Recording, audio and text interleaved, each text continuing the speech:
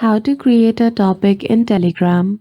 Hello everyone, welcome back to our channel and today we are back again with a new video. So without any delay, let's get into it. For that, firstly go to the group in which you want to create the topic.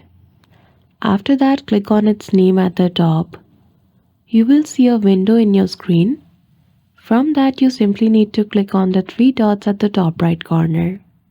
After that, from that tab, go to Manage Group. Then you will see the option of topic at the bottom.